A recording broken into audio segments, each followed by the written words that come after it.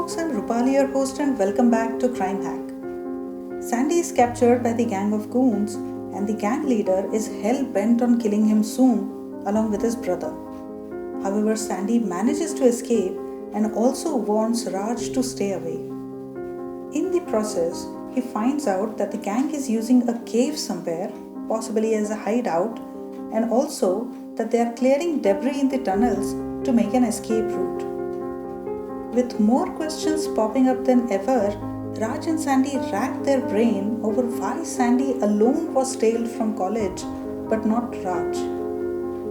Raj suspects that the new helper in the college cafeteria who keeps staring at Sandy might be a gang member, and he must be the one to tail Sandy from college. The boys lay out a plan to trap him, and while Sandy stays home to rest, Raj goes to execute the plan. The trap doesn't seem to work, but after college, while Raj is going home, he is jumped and kidnapped. On the other hand, Sandy is restless at home and decides to investigate the men mounting security cameras in the city because it's an unrelated case. One of those men goes into a jewellery shop, and Sandy is taken aback upon seeing the person that he meets. And now, Nayak Brothers and the Mystery of the Catacombish Tunnels by Rupali Rajapathe Roti, Part 45. I would be damned, Sandy cursed under his breath. It's the guy who had jumped me yesterday. My first attacker near the Katra Zoo wall. Sandy's mind started racing now. Shit, and I was thinking that these two were separate cases. He wanted to go closer and listen to what the two men were talking about when the realization hit him. Oh God, all this time these men knew my face, and I was taking the risk of going so close to their hideout. I was almost teasing a trap to come and get me. He panicked. Have they seen me? He immediately squirmed away from their sight and hid himself behind the building. He looked at his watch. It was almost 7:15 p.m. and the dusk was gathering rapidly. He thought, Raj really needs to know this. He will jump with surprise, I bet. He must have reached home by now. I wonder how his day turned out to be. We will need to ask Dad to watch this place as well. He decided to call Raj on his mobile. Finding a PCO, he placed the call. When Raj came to, he was only vaguely aware of a splitting headache. Then suddenly he felt his face light with fire as someone slapped him. Everything was very confusing. He didn't know what part of his head hurt him the most. Then he heard a distant voice say, "Get up," and felt another slap on his face, which instantly aroused a pang of pain somewhere deep in his skull. He groaned and tried to open his eyes, but could see only darkness around him. He raised his hand to touch his face and realized that his hands were tied together and he was blindfolded. The very next moment, he was yanked roughly to a standing position and his knees buckled under him. Losing control, he went down when suddenly someone grabbed him and prevented his fall. "Start walking." The faint voice Raj had heard earlier now became clear, and he felt a push from behind. The one who was supporting him also lost control when pushed, and they both fumbled forward. "Give him some time to come around, will you?" Raj heard a complaint from the person supporting him. The very next instant, he felt another rough push forward while the one who was supporting him was peeled off of him.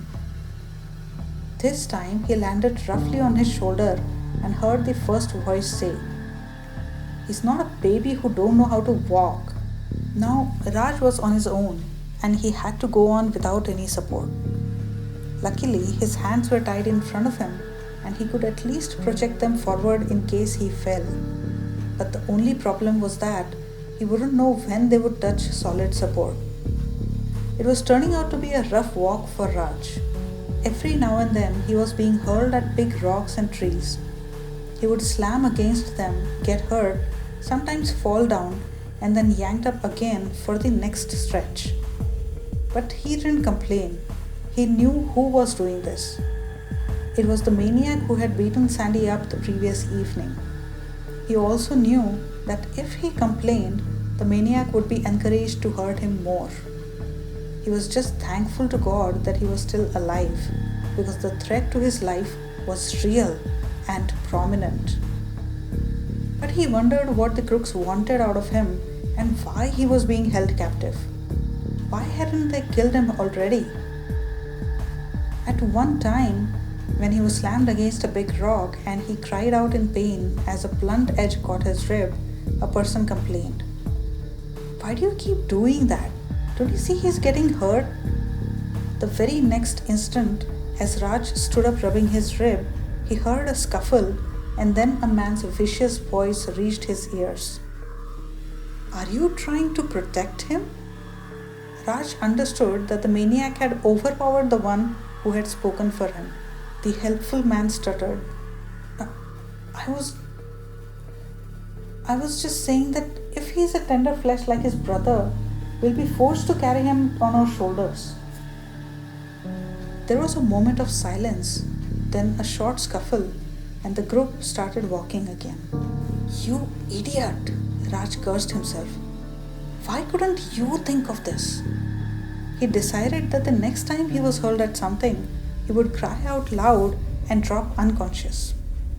Unlucky for Raj, the pushing around stopped, and now he was being guided over a treaded path with a hand on his wrists. Slowly the terrain became rugged, and the level ground paved way to a rocky incline. The group had to climb over big rocks now, and Raj was pulled or pushed up as he was unable to use his hands because they were tied together. While his captors helped him up, he deduced that there were 4 of them. He gauged his chances of fighting these 4 men and setting himself free. He could have fought them, but with this rugged terrain, a slight slip might result in a terrible accident, either for him or for the others. So he decided to wait for a better opportunity.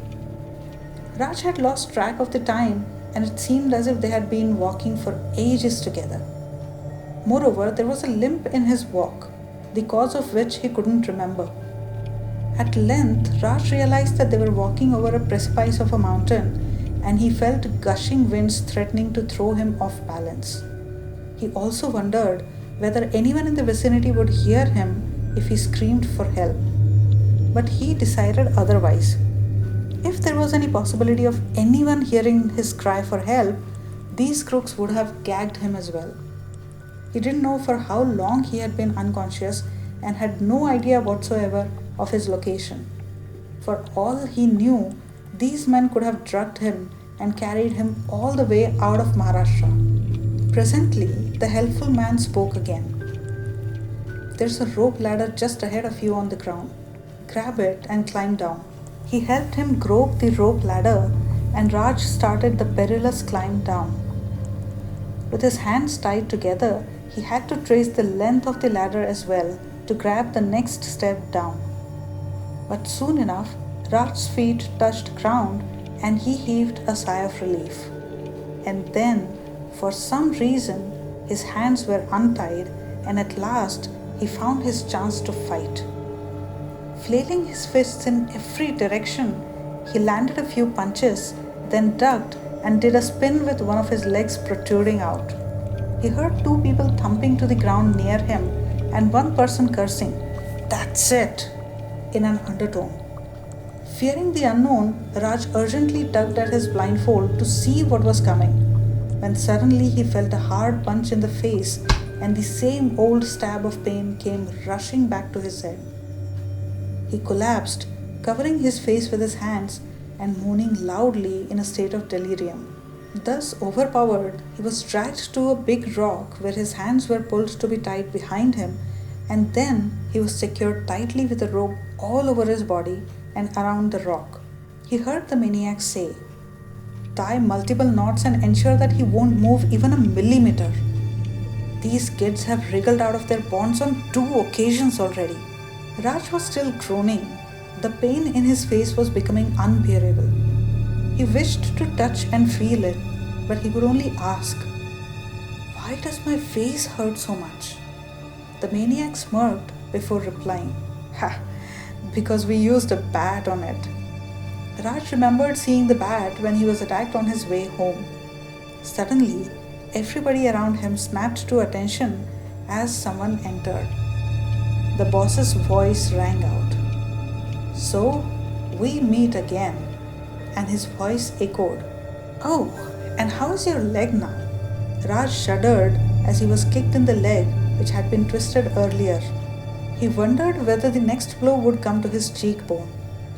The boss was saying, "I remember the first time I saw you. You were so scared." "Are you still?" he challenged. Raj spat out viciously. "Not as much as you are." There was a moment of silence, and then the boss started laughing. "And why would I be scared?" "That day you feared that we would see you and you used chili powder to blind us," Raj retorted. "But today, I'm at your mercy. I'm so far away from civilization that even if I scream, nobody would ever possibly hear me," he shouted irritably. Then slowly a smile curled up his lips.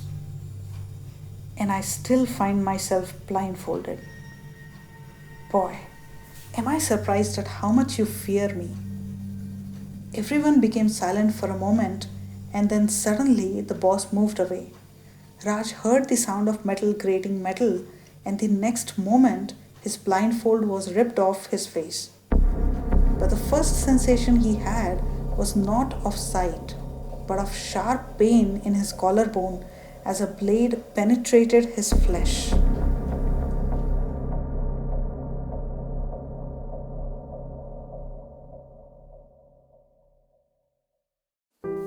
So friends, how do you like the story so far?